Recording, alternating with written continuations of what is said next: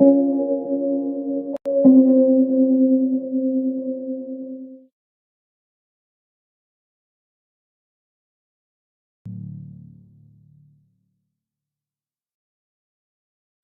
and gentlemen, tonight you've been listening to part one of a three-part series entitled The Illuminati, produced by Anthony J. Hilder, narrated by Myron Fagan. Now, in order to give you a very clear picture of this satanic plot, I will go back to its beginning, clear back in the middle of the 18th century, and name the men who put that plot into action, and then bring you down to the present, today's status of that plot. However, the vitally important thing for all Americans, all you mothers of the boys who died in Korea and are now dying in Vietnam, to know is that our so-called leaders in Washington, whom we elected to safeguard our nation and our Constitution, are the betrayers, and that behind them are a comparatively small group of men whose sole objective is to enslave the whole world of humanity in their satanic plot of one world government. Now, as a matter of further intelligence, a term used by the FBI, let me clarify the meaning of the expression, "He is a liberal." The enemy, meaning the one world conspirators, have seized upon that word liberal as a cover-up for their activities. It sounds so innocent and so humanitarian to be liberal. Will make sure that the person who calls himself a liberal or is described as a liberal is not in truth a red. Now then, this satanic plot was launched back in the 1760s when it first came into existence under the name of the Illuminati. This Illuminati was organized by one Adam Weishaupt, born a Jew, who was converted to Catholicism and became a Catholic priest, and then, at the behest of the then newly organized House of Rothschild, defected and organized the Illuminati. Naturally, the Rothschilds financed that operation. And every war since then, beginning with the French Revolution, has been promoted by the Illuminati operating under various names and guises. I say under various names and guises because after the Illuminati was exposed and became too notorious, Weishaupt and his co-conspirators began to operate under various other names. In the United States, immediately after World War I, they set up what they called the Council on Foreign Relations, commonly referred to as the CFR.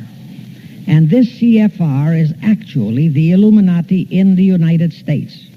And its hierarchy, the masterminds in control of the CFR, to a very great extent are the descendants of the original Illuminati conspirators.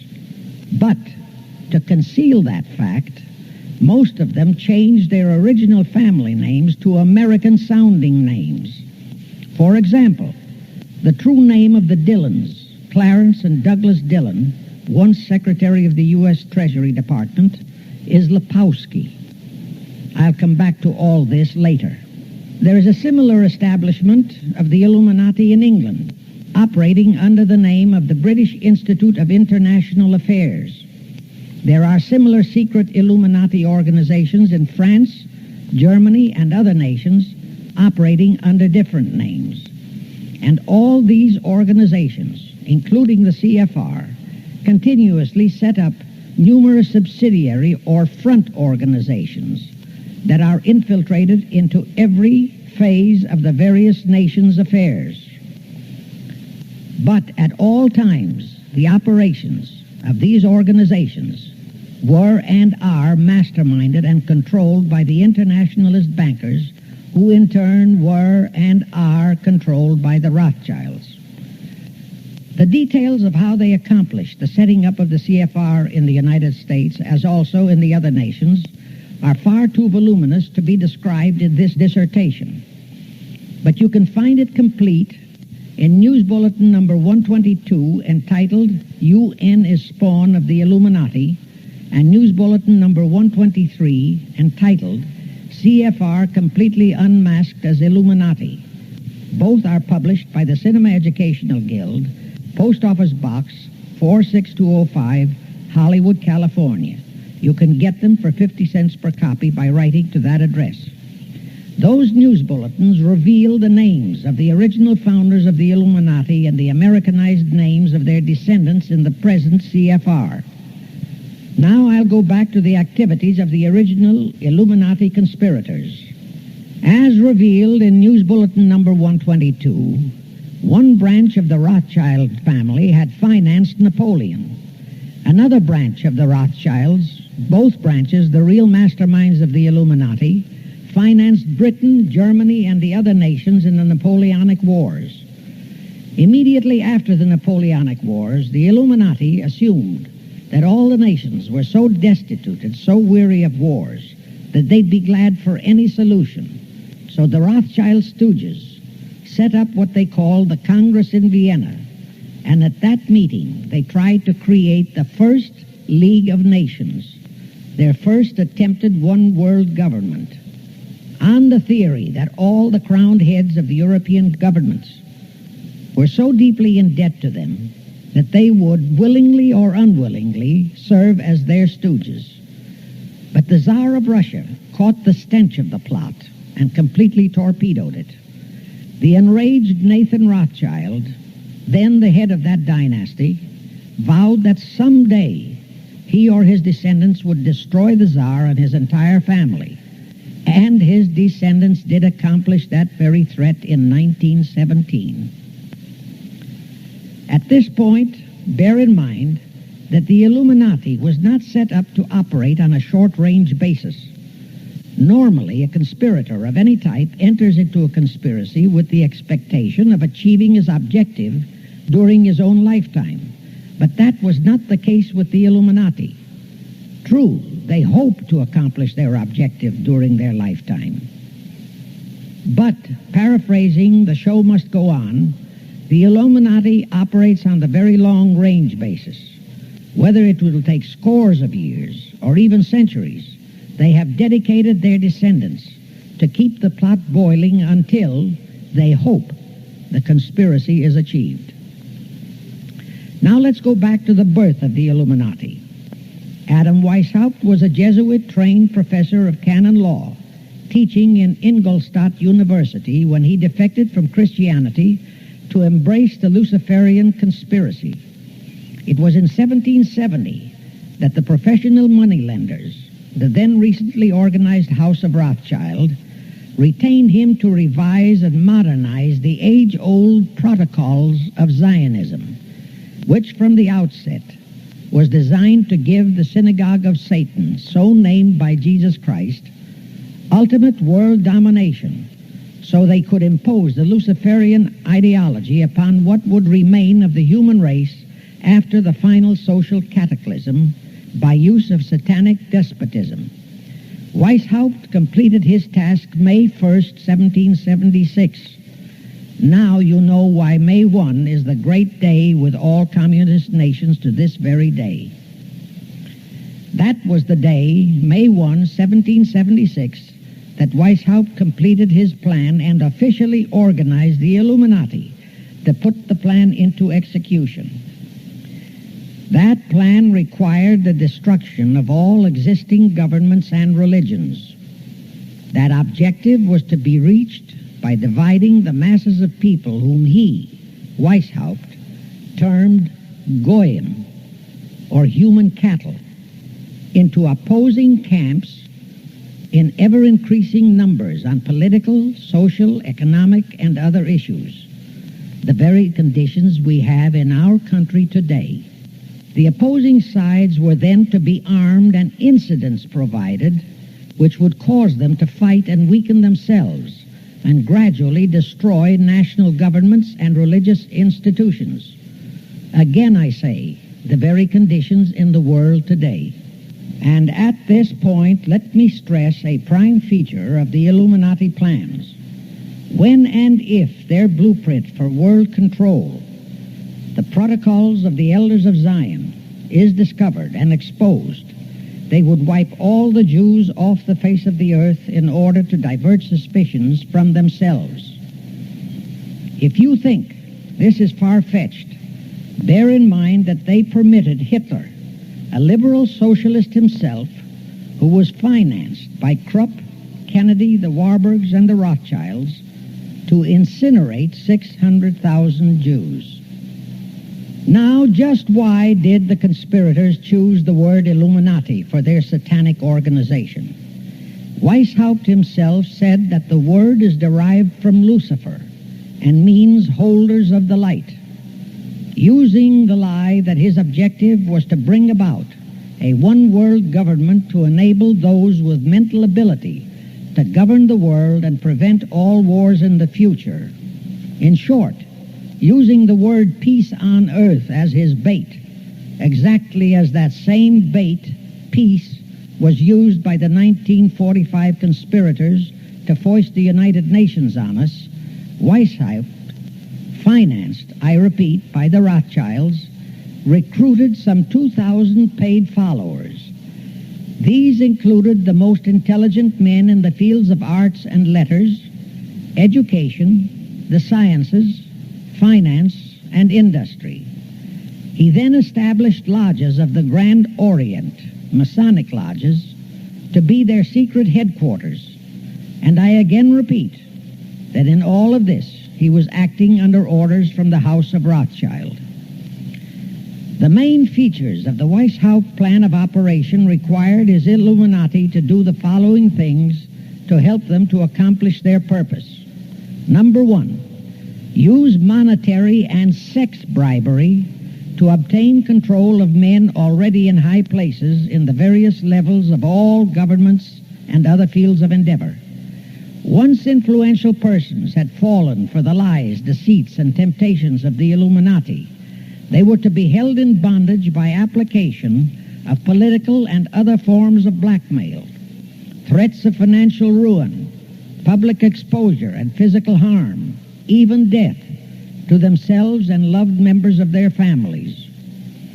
Do you realize how many present top officials in our federal government in Washington are controlled in just that way by the CFR? Do you realize how many homosexuals in our State Department, the Pentagon, all federal agencies, even in the White House, are controlled that way? Number two, Illuminati and the faculties of colleges and universities were to cultivate students possessing exceptional mental ability belonging to well-bred families with international leanings and recommend them for special training in internationalism. Such training was to be provided by granting scholarships to those selected by the Illuminists. That gives you an idea what a Rhodes Scholarship means. It means indoctrination into accepting the idea that only a one-world government can put an end to recurring wars and strife. That's how the United Nations was sold to the American people. One of the most notable Rhodes Scholars we have in our country is Senator William J. Fulbright, sometimes referred to as Half-Bright. His entire voting record spells Illuminati. All such scholars were to be first persuaded and then convinced that men of special talent and brains have the right to rule those less gifted on the ground that the masses don't know what is best for them physically, mentally, and spiritually. In addition to the Rhodes and similar scholarships, today there are 3 special Illuminati schools located in Gordonstown in Scotland, Salem in Germany, and Anavryta in Greece. These 3 are known ones, but there are others that are kept undercover. Prince Philip, the husband of Britain's Queen Elizabeth, was educated at Gordonstown at the instigation of Lord Louis Mountbatten, his uncle, a Rothschild relative, who became Britain's admiral of the fleet after World War II ended.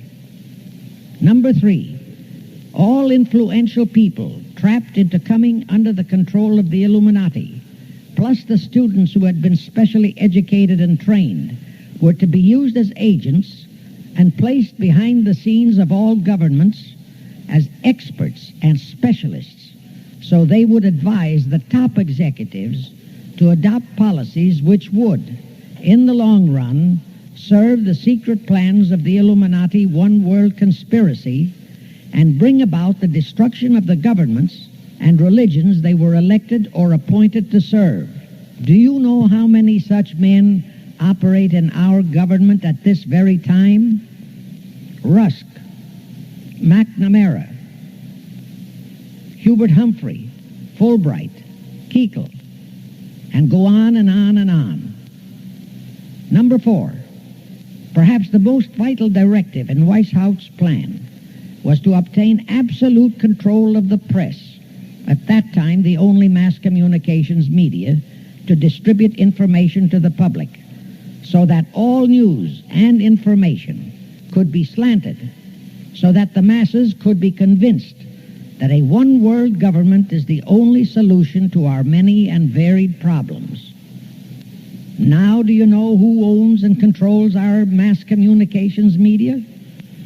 I'll tell you, practically all the movie lots in Hollywood is owned by the Lehmans, Kuhn, Loeb and Company, Goldman Sachs, and other internationalist bankers. All the national radio and TV channels in the nation are owned and controlled by those same internationalist bankers. The same is true of every chain of metropolitan newspapers and magazines, also of the press wire services, such as Associated Press, United Press International, etc. The supposed heads of all those media are merely the fronts for the internationalist bankers, who in turn compose the hierarchy of the CFR, today's Illuminati in America. Now can you understand why the Pentagon's press agent Sylvester so brazenly proclaimed that the government has the right to lie to the people? What he really meant was that our CFR-controlled government had the power to lie to and be believed by the brainwashed American people. And let's again go back to the first days of the Illuminati.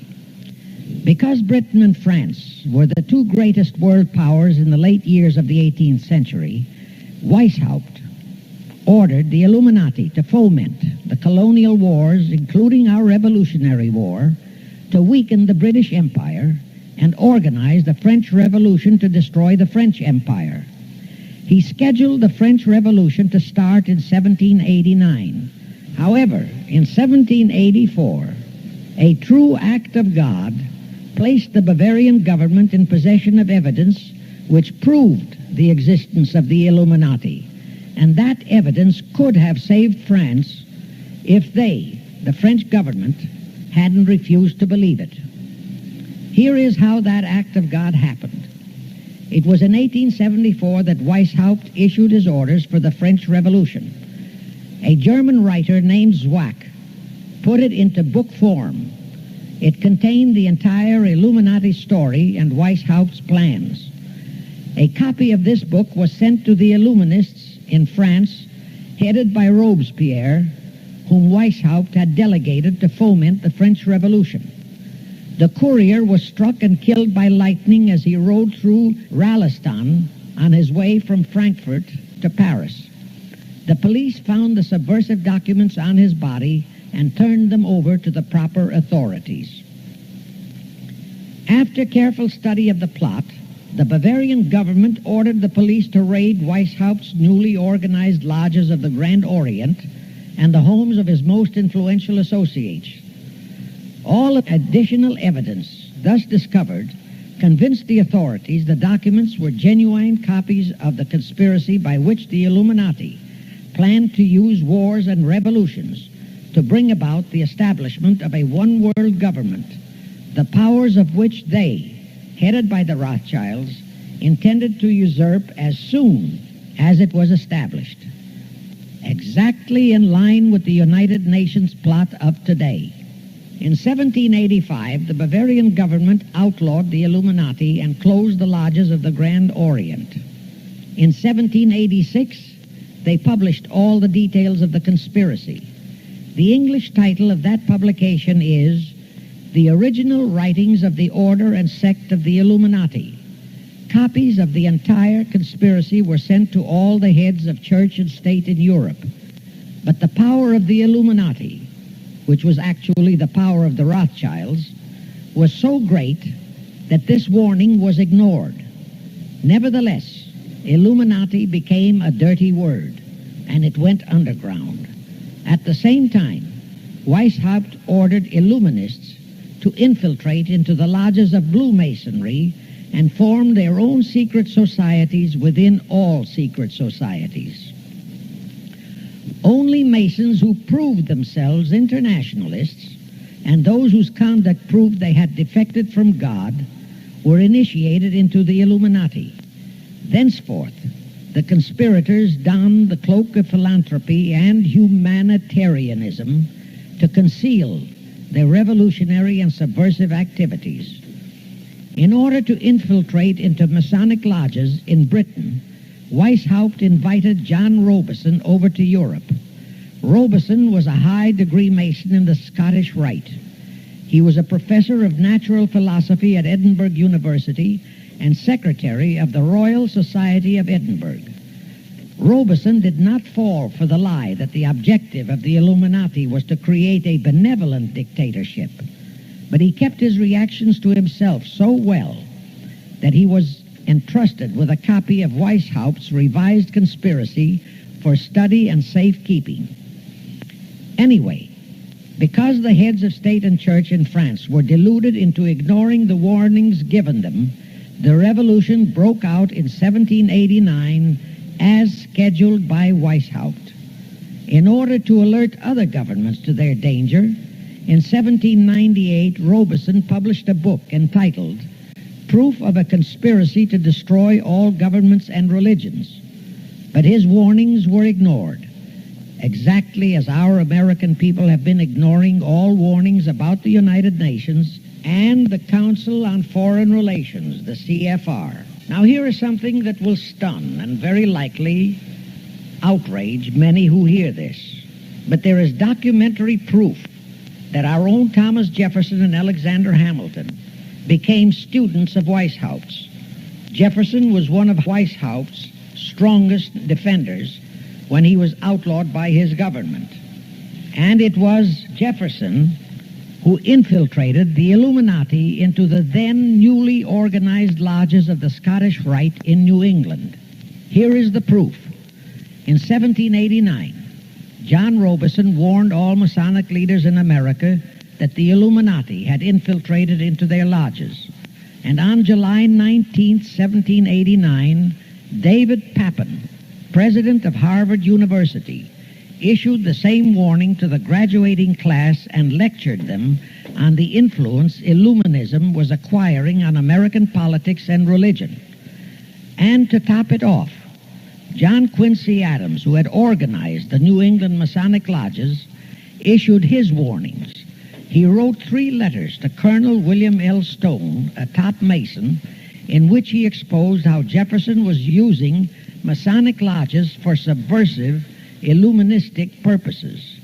Those 3 letters are at this very time in Rittenberg Square Library in Philadelphia. In short, Jefferson, founder of the Democratic Party, was a member of the Illuminati, which at least partly accounts for the condition of the party at this time. And through infiltrations of the Republican Party, we have exactly nothing of loyal Americanism today. That disastrous rebuff at the Congress at Vienna, created by the Tsar of Russia, did not by any means destroy the Illuminati conspiracy. It merely forced them to adopt a new strategy. Realizing that the one-world idea was, for the moment, killed, the Rothschilds decided that to keep the plot alive, they'd have to do it by heightening their control of the money systems of the European nations. Earlier, by a ruse, the outcome of the Battle of Waterloo had been falsified. Rothschild had spread a story that Napoleon had won that battle. That had precipitated a terrific panic on the stock market in England. All stocks had plummeted down to practically zero. and Nathan Rothschild bought all the stocks for virtually a penny on its dollar values. That gave him complete control of the economy of Britain and virtually of all Europe. So immediately after that Congress in Vienna had boomeranged, Rothschild forced Britain to set up a new Bank of England, which he absolutely controlled, exactly as later, through Jacob Schiff, he engineered our own Federal Reserve Act, which gave the House of Rothschild a secret control of the economy in the United States. But now for a moment, let's dwell on the activities of the Illuminati in the United States. In 1826, one Captain William Morgan decided it was his duty to inform all Masons and the general public what the full truth was regarding the Illuminati, their secret plans and intended objectives. Also revealed the identities of the masterminds of the conspiracy. The Illuminati promptly tried Morgan in absentia and convicted him of treason. They ordered one Richard Howard, an English Illuminist, to carry out their sentence of execution as a traitor. Morgan was warned and he tried to escape to Canada, but Howard caught up with him near the border, near the Niagara Gorge, to be exact, where he murdered him. This was verified in a sworn statement made in New York by one Avery Allen to the effect that he heard Howard render his report of the execution to a meeting of Knights Templars in St. John's Hall, New York. He also told how arrangements had been made to ship Howard back to England. That Allen affidavit is on record in New York City archives. Very few Masons and very few of the general public know that general disapproval over that incident of murder caused approximately half of all the Masons in the northern jurisdiction of the United States to secede. Copies of the minutes of the meeting held to discuss that matter are still in existence in safe hands, and that all that secrecy emphasizes the power of the masterminds of the Illuminati to prevent such terrible events of history from being taught in our schools. In the early 1850s, the Illuminati held a secret meeting in New York, which was addressed by a British Illuminist named Wright. Those in attendance were told that the Illuminati was organizing to unite the nihilist and atheist groups with all other subversive groups into an international to be known as communists. That was when the word communist first came into being, and it was intended to be the supreme weapon and scare word to terrify the whole world and drive the terrorized peoples into the Illuminati one world scheme. This scheme, communism, was to be used to enable the Illuminati to foment future wars and revolutions. Clinton Roosevelt, a direct ancestor of Franklin Roosevelt, Horace Greeley and Charles Dana, foremost newspaper publishers of that time, were appointed to head a committee to raise funds for the new venture. Of course, most of the funds were provided by the Rothschilds. And this fund was used to finance Karl Marx and Engels when they wrote Das Kapital and the Communist Manifesto in Soho, England. And this clearly reveals that communism is not a so-called ideology, but a secret weapon, a bogeyman word to serve the purpose of the Illuminati. Weishaupt died in 1830, but prior to his death he prepared a revised version of the age-old conspiracy, the Illuminati, which under various aliases was to organize, finance, direct, and control all international organizations and groups by working their agents into executive positions at the top. In the United States, we have Woodrow Wilson, Franklin Roosevelt, Jack Kennedy, Johnson, Rusk, McNamara, Fulbright, etc. as prime examples. In addition, while Karl Marx was writing the Communist Manifesto under the direction of one group of Illuminists, Professor Karl Ritter of Frankfurt University was writing the antithesis under direction of another group. The idea was that those who direct the overall conspiracy could use the differences in those two so-called ideologies to enable them to divide larger and larger members of the human race into opposing camps so that they could be armed and then brainwashed into fighting and destroying each other, and particularly to destroy all political and religious institutions. The work Ritter started was continued after his death and completed by the German so-called philosopher Friedrich Wilhelm Nietzsche, who founded Nietzscheism. This Nietzscheism was later developed into fascism and then into Nazism, and was used to foment World Wars I and II. In 1834, the Italian revolutionary leader Giuseppe Mazzini was selected by the Illuminati to direct their revolutionary program throughout the world. He served in that capacity until he died in 1872. But some years before he died, Mazzini had enticed an American general named Albert Pike into the Illuminati. Pike was fascinated by the idea of a one-world government, and ultimately he became the head of this Luciferian conspiracy.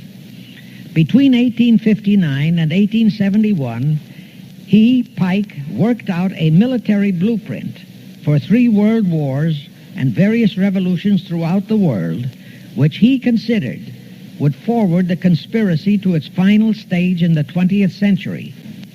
Again, I remind that these conspirators were never concerned with immediate success. They always operated on a long-range view. Pike did most of his work in his home in Little Rock, Arkansas. But a few years later, when the Illuminati's lodges of the Grand Orient became suspect and repudiated because of Mazzini's revolutionary activities in Europe, Pike organized what he called the New and Reformed Palladian Rite. He set up 3 Supreme Councils, one in Charleston, South Carolina, one in Rome, Italy, and the 3rd in Berlin, Germany. He had Mazzini establish 23 subordinate councils in strategic locations throughout the world. These have been the secret headquarters of the world revolutionary movement ever since. Long before Marconi invented radio, the scientists in the Illuminati had found the means for Pike and the heads of his councils to communicate secretly. It was the discovery of that secret that enabled intelligence officers to understand how apparently unrelated incidents, one such as the assassination of an Austrian prince at Sarajevo, took place simultaneously throughout the world, which developed into a war or a revolution. Pike's plan was as simple as it has proved effective. It called for communism, Nazism, political Zionism, and other international movements be organized and used to foment 3 global world wars and at least 2 major revolutions. The First World War was to be fought so as to enable the Illuminati to destroy Tsarism in Russia, as vowed by Rothschild after the Tsar had torpedoed his scheme at the Congress in Vienna, and to transform Russia into a stronghold of atheistic communism. The differences stirred up by agents of the Illuminati between the British and German empires were to be used to foment this war.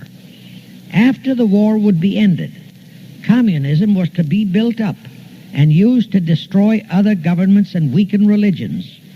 World War II, when and if necessary, was to be fomented by using the controversies between fascists and political Zionists. And here let it be noted that Hitler was financed by Krupp, the Warburgs, the Rothschilds, and other internationalist bankers, and that the slaughter of the supposed 600,000 Jews by Hitler didn't bother the Jewish internationalist bankers at all. That slaughter was necessary in order to create worldwide hatred of the German people and thus bring about the war against them. In short, this Second World War was to be fought to destroy Nazism and to increase the power of political Zionism so that the State of Israel could be established in Palestine. During this World War II, international communism was to be built up until it equaled in strength that of united Christendom. When it reached that point, it was to be contained and kept in check until required for the final social cataclysm. As we know now, Roosevelt, Churchill, and Stalin put that exact policy into effect, and Truman, Eisenhower, Kennedy, and Johnson continued that same exact policy.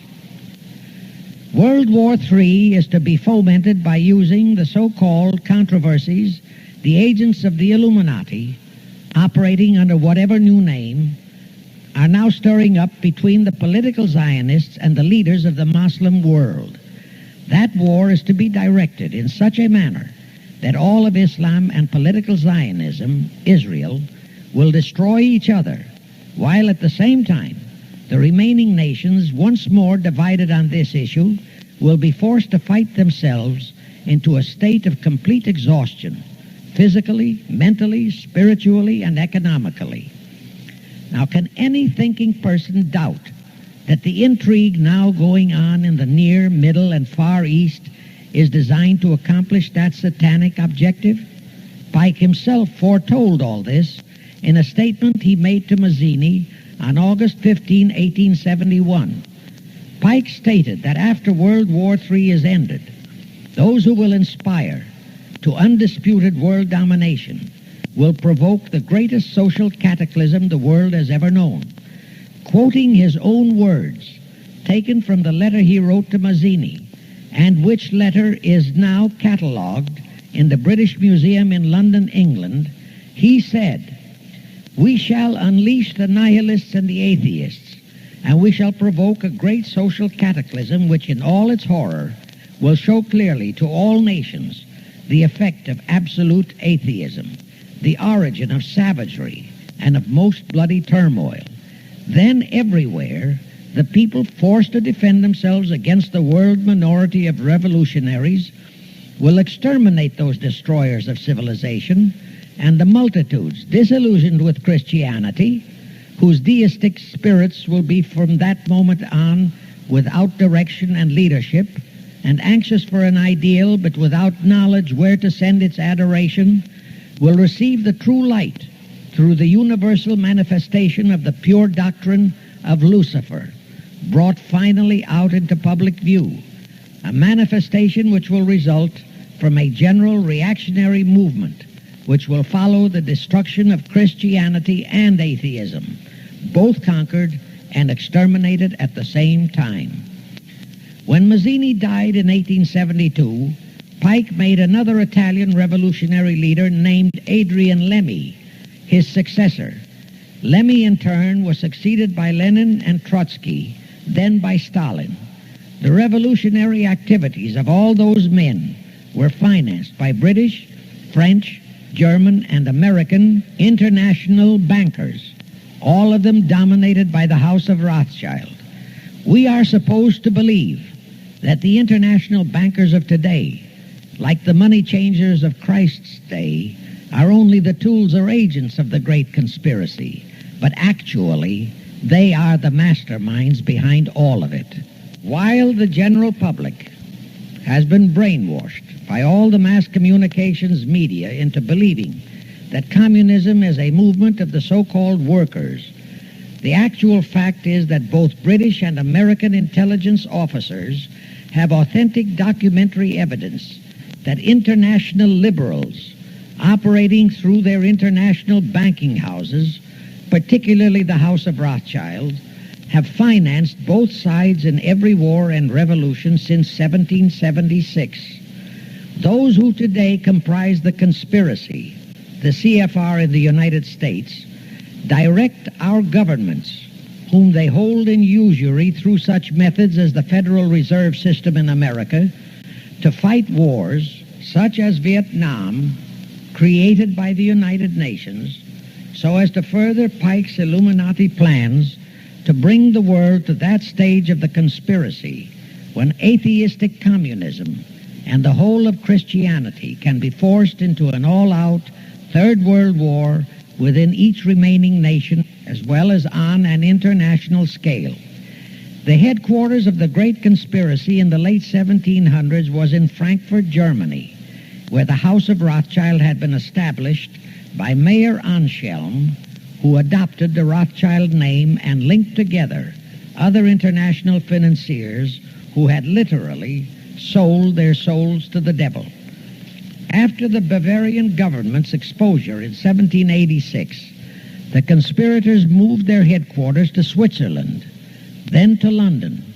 Since World War II, after Jacob Schiff, the Rothschilds' boy in America, died, the headquarters of the American branch has been in the Harold Pratt Building, New York, and the Rockefellers, originally protégés of Schiff, have taken over the manipulation of finances in America for the Illuminati.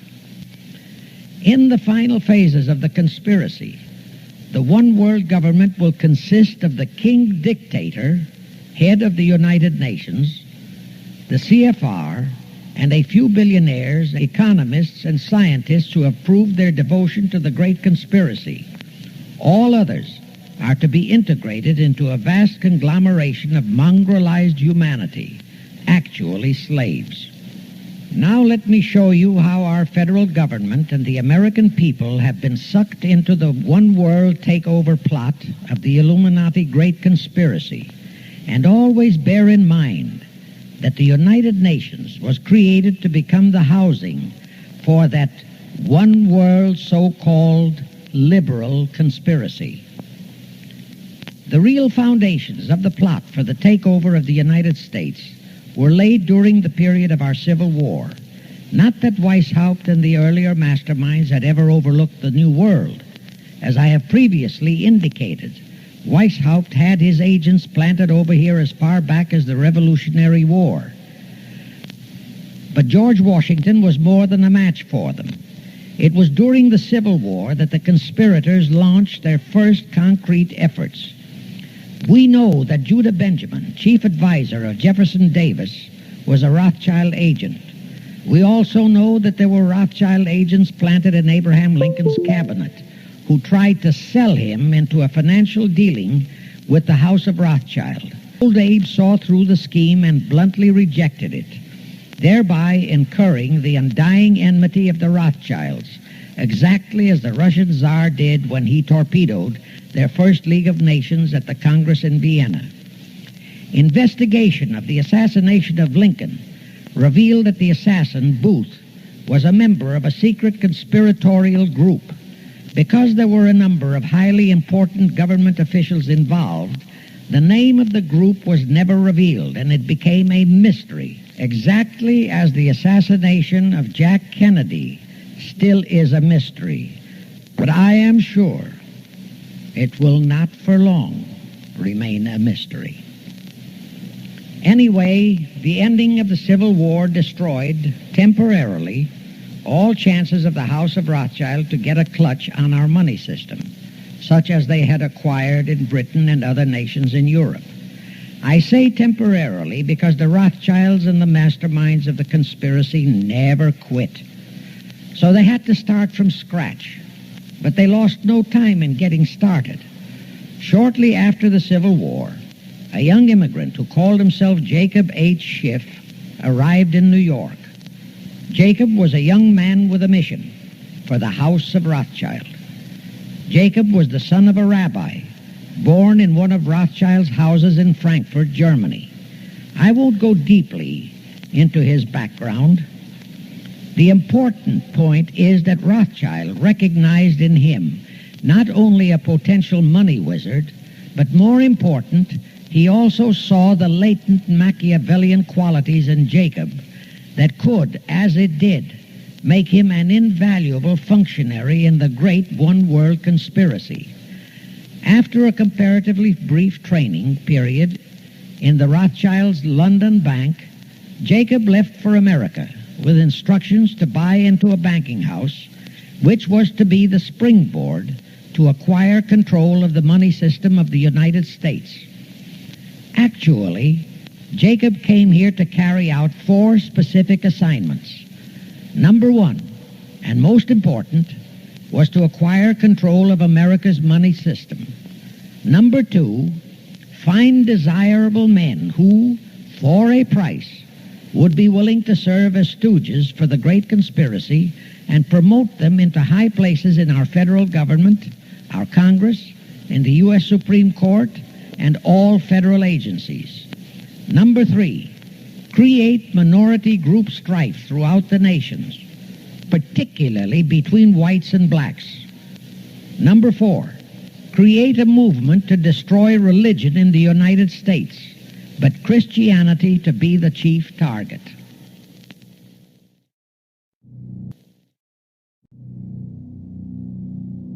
Because after the Illuminati was exposed and became too notorious, Weishaupt and his co-conspirators began to operate under various other names.